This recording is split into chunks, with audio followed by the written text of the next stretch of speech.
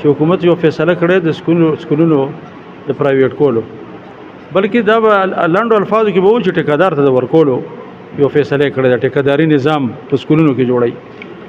نو تعلیم خو دا بنیادی حق ته د هر بچي، بلکې د آئین تقاضا ده د زمونږه چې د آئین تقاضا ده چې بچو ته به تعلیم ورکې، خاص وکر بلوغه پورې مفت تعلیم بچو ته ورکې. 25A تاسو وګورئ د آئین، نو هغه واضح د دې خبرې اعلان کوي چې د بچو استحقاق ته ده.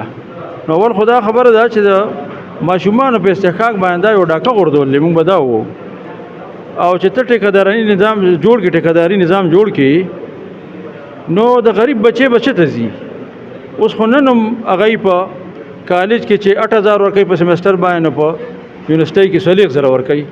سبا لبا د پرایمري لیول نه واخلې تر هایر ایجوکیشن پورې دا ټول به په پیسو باندې ملاويږي. نو دا خو یو دکانداري شو او د غریب عوام محروم کول دي. غریب بچی چې دي هغه د تعلیم نه محروم کول دي. موږ په خپل دور کې اته لکه بچی د لارو د کوڅو د رانونو را پاسولو، او هغه بچو ته مفت تعلیم ورکړو، مفت کتاب مو ورکړو، جنکو د پاره وظیفې مقرر کړو. هغه خدای یې څه ختم کړل، هغه خو ختم کړه، هغه ځان له مسله ده.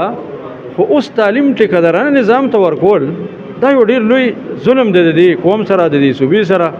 نو په هغه حواله باندې مونږ نن الحمدلله یو ډیر بھرپور انداز کې مونږ آل پارټیز کانفرنس وشو او د هغې اعلامیه جاری شو. اعلامیه تاسو واورېده چې مونږ دا مسترد کوو او د دې مخالفت پکو، او بیا آینده دپاره که چرې حکومت دا خپل نوټیفیکیشن واپس وانغس تعلیمي ادارو کې د اصلاحاتو کې کنه.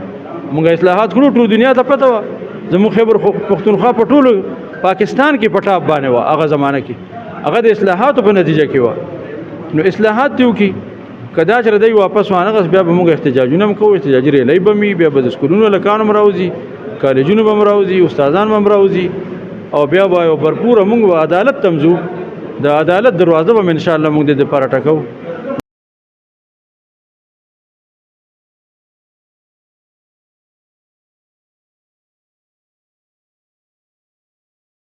نن چې کوم دی جمعیت العلماء اسلام په سربراهۍ کې د هغې آل پارټي کانفرنس راغوښتی و چې موږ عوامي نیشنل پارټۍ او ټولو پارټو پکې شرکت دعوت ورکړو. موږ ورته هم راغلو. ډېره ښکلې کامیابه APC وشوله. په دې زه JUIF ټولو ملګرو ته مبارکۍ ورکوم. او د هغې نه علاوه د APC بیسیکلی چې کوم دی د نجکاري تعلیم سکولونو کې چې کوم د نجکاري تعلیم باره کې دغه چې سکولونه پرایویټایز کېږي د هغې باره کې APC شو. ملګرو پرې ډېرې ښکلې خبرې وکړلې، ډېرې ښې رایانې رالې پکې.